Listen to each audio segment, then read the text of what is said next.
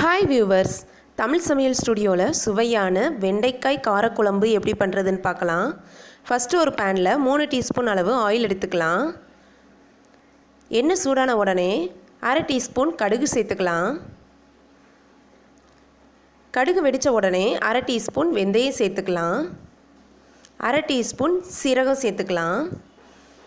இப்போ இது கூட கொஞ்சமாக கருவேப்பிலையில் சேர்த்துக்கலாம். ஒரு பெரிய வெங்காயத்தை கட் பண்ணி சேர்த்துக்கலாம். எல்லாத்தையும் நல்லா மிக்ஸ் பண்ணி விட்டுறலாம். இந்த வெங்காயத்தை நல்லா வேக விடலாம். பாருங்கள், வெங்காயம் நல்லா வெந்திருக்கு. இப்போ இதில் 2 தக்காளியை கட் பண்ணி சேர்த்துக்கலாம். இது கூடவே 250 கிராம் வெண்டைக்காயை கட் பண்ணி வச்சுருக்கேன், அதை சேர்த்துக்கலாம். எல்லாத்தையும் நல்லா மிக்ஸ் பண்ணி விட்டுறலாம்.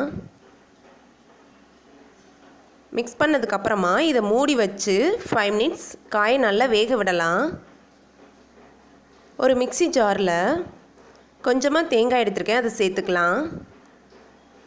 இது கூடவே 5 சின்ன வெங்காயம் சேர்த்துக்கலாம். 3 பல் பூண்டு சேர்த்துக்கலாம்.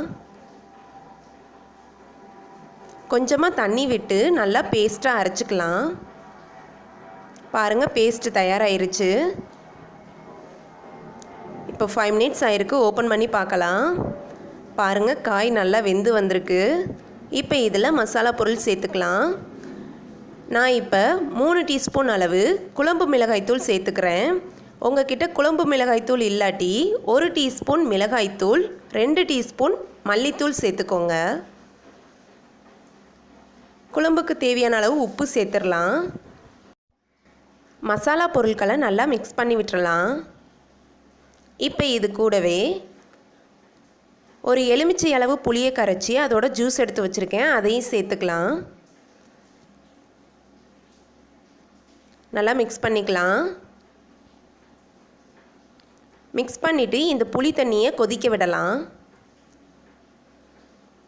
இப்போ பாருங்கள், புளி தண்ணி நல்லா கொதித்து வந்திருக்கு. இந்த ஸ்டேஜில் நாம் அரைச்சி வச்சுருக்கிற அந்த தேங்காயை சேர்த்துக்கலாம். எல்லாத்தையும் நல்லா மிக்ஸ் பண்ணி விட்டுறலாம்.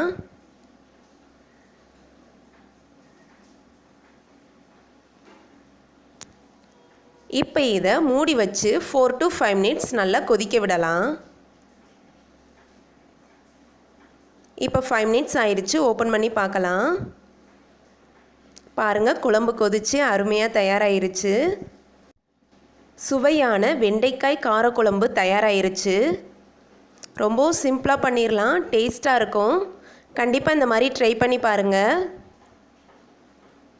உங்களுக்கு இந்த டிஷ் பிடிச்சிருந்துச்சின்னா லைக் பண்ணுங்கள், ஷேர் பண்ணுங்கள், மறக்காமல் சப்ஸ்கிரைப் பண்ணுங்கள். தேங்க்யூ.